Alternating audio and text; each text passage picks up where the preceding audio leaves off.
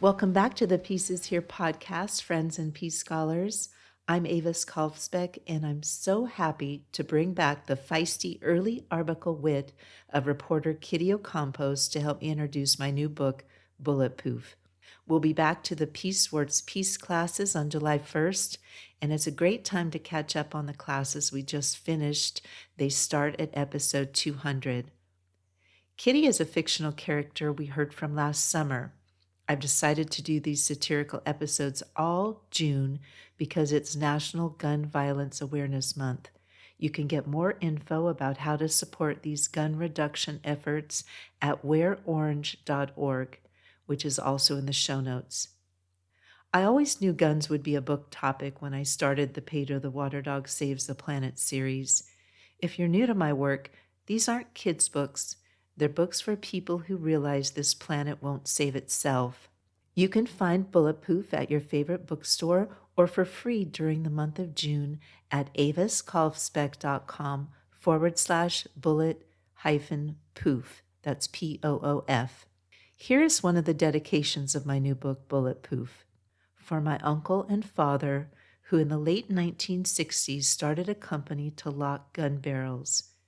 At a conference in Montreal in 1970, they displayed a large poster of my 3-year-old brother and cousin with the words, "Protect your loved ones." In 1990, Americans owned an estimated 90 to 100 million firearms, largely tied to hunting culture. By 2025, civilian-owned firearms have risen to nearly 400 million, even as fewer households own guns overall. I hope you'll pick up the book and maybe even forward the book link to a friend. aviskalfsbeck.com/bullet-poof. Together we can work toward a world without guns. And now here's Kitty.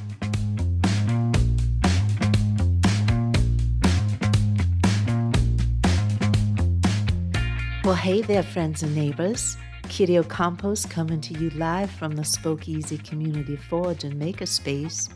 The workbench is clean, the organic peppermint tea is steaming, and tonight's music comes from a local punk band called Bearing the Weight. They're leading off the set with a heavy driving track called You Can't Bolt on a Character.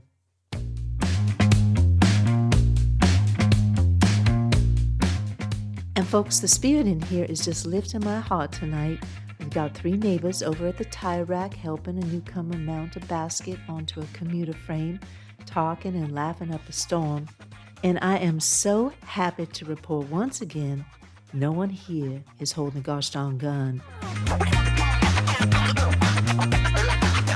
But friends, you won't believe the absolute bombshell of a bulletproof bulletin that just landed right here on my broadcast desk straight from the corporate data science sector. A highly confidential cease and desist email leaked from the Senior Compliance Associate for the Executive Suite of Mr. President Emperor USA this morning, officially targeting our upcoming June broadcast calendar. According to the leaked electronic document, corporate metrics analysts identified a highly volatile trend emerging from our community workshop. Everyday men and women are learning to share tools and repair bicycles rather than purchasing individual tactical survival kits. To mitigate this threat to their luxury profit margins, a compliance minion named Marion drafted a formal warning explicitly stating that our emphasis on neighborhood solidarity is creating, quote, a highly unprofitable vibe. The internal strategy memo brags that by applying swift corporate legal pressure to a small local makerspace, they can successfully protect the market share of their defense contractor partners.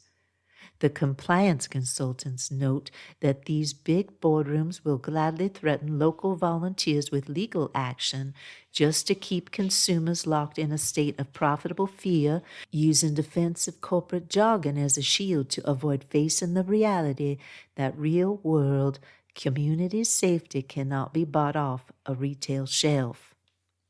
Oh, it is a truly spectacular piece of corporate desperation, isn't it? They want us to believe that you can't even open a neighborhood workshop or enjoy a sunny afternoon on two wheels without asking permission from a compliance department.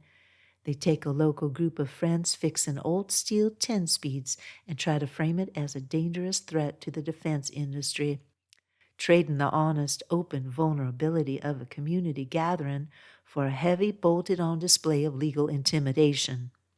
This is National Gun Violence Awareness Month, and here at The Forge we're talking about what happens when we stop investing in the profit of pain and start building community.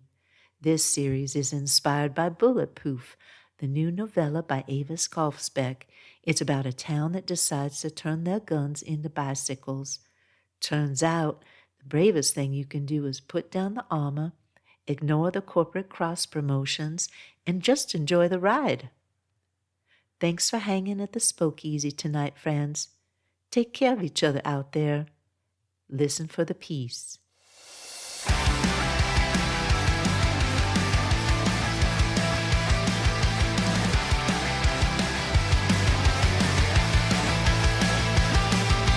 Blueprints are drawn in the high corporate tower, a taxonomy built to monetize power. They weaponize panic, they catalog dread, and trade on the spaces where we walk instead. But the grease is on our hands, the furnace is bright. We're rewriting the future in the shop floor light. So melt down the armor, dismantle the fear. The blueprint is breaking, the village is here. We're trading the silence for a tandem wheel. With a hammer and a wrench, we turn the steel.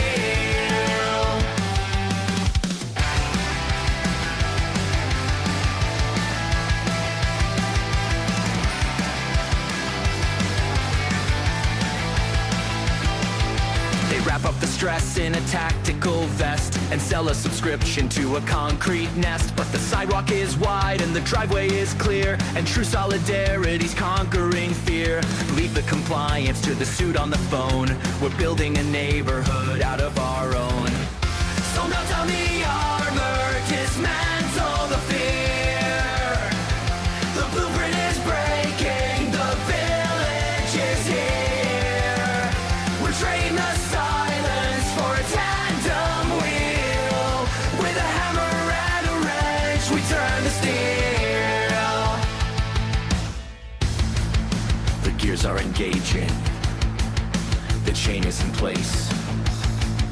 A beautiful friction in a communal space.